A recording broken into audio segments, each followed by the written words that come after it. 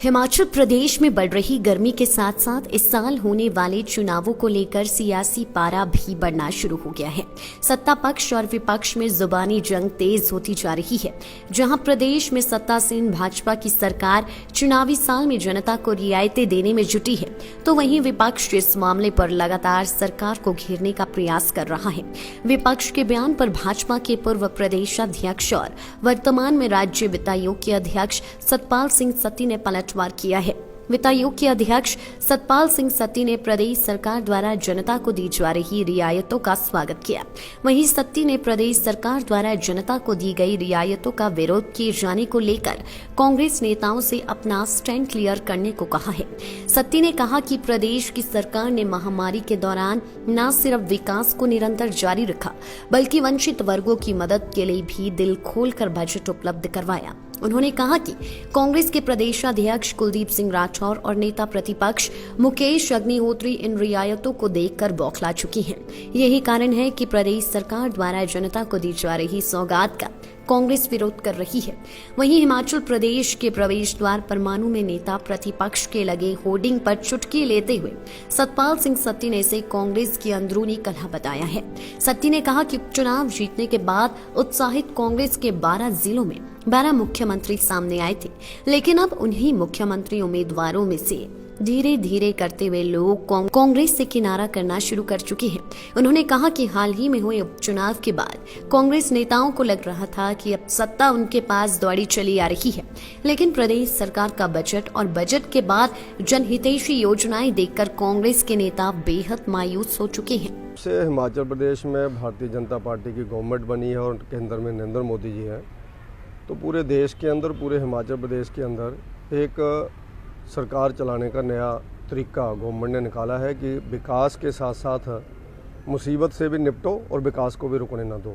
वो कोरोना के कारण हुआ और उसके साथ विकास उसमें रुकने नहीं दिया।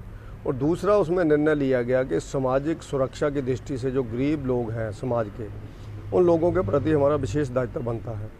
तो उसके नाते हिमाचल प्रदेश में मुख्यमंत्री जयराम ठाकुर जी ने आम जनता को राहत देने के लिए अनेकों योजनाएं चलाई, जिसमें से एक घोषणा ये भी है कि 125 यूनिट बिजली के जिसके आएंगे उससे कोई भी पैसा नहीं लिया जाएगा और मीटर का कोई भी बिल नहीं लिया जाएगा।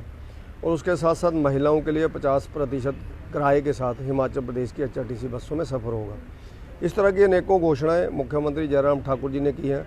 80 साल की उम्र घटा करके 60 साल पेंशन लगाने का निर्णय लिया था कि गरीब आदमी को पेंशन लग सके।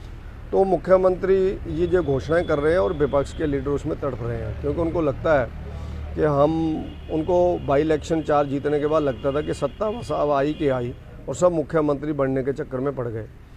तो जब उनको लगा कि मुख्यमंत्री जी ने बजट बहुत अच्छा दिया, कर्मचारियों को बहुत कुछ दिया, आम समाज के लिए वो सोच रहे हैं कि आम समाज के हर वर्ग को क्या दिया जा सकता है, तो उस कड़ी में अब वो तड़प रहे हैं और विरोध करने लग पड़े हैं। मैंने पहली बार देखा कि कुछ रियायतें अगर सरकार समाज को देती है और उसका विरोध कोई राजनीतिक पार्टी करती है, वो भी कांग्रेस जैसी राजनीतिक पार्टी जिसकी राष्ट्रीय लेवल पर एक पार्टी का एक आधार है।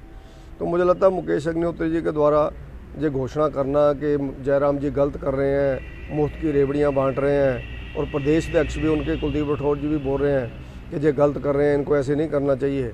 तो कांग्रेस पार्टी को अपना रवैया तय करना चाहिए कि वो क्या चाहते हैं, उनको एक दिन बताना चाहिए कि वो क्या करना चाहते हैं। तो जहाँ तक हिमाचल प्रदेश में गवर्नमेंट की रियायतों का मामला है, बहुत अच्छा डिसीजन है।